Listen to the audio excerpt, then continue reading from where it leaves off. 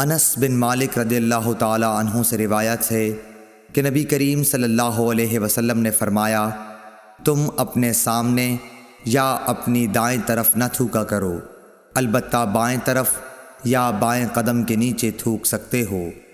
صحیح بخاری حدیث نمبر 412۔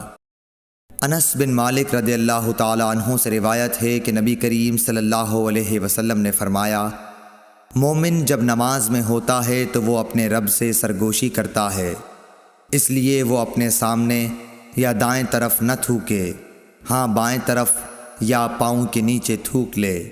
صحیح بخاری حدیث نمبر 413۔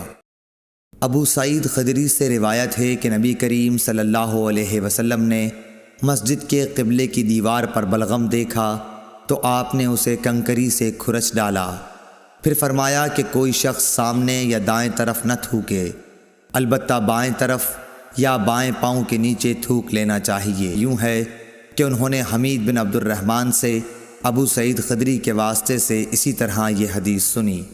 صحیح بخاری حدیث نمبر 414۔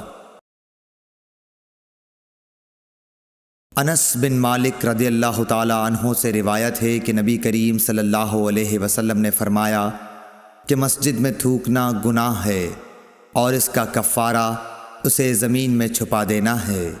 صحیح بخاری حدیث نمبر 415۔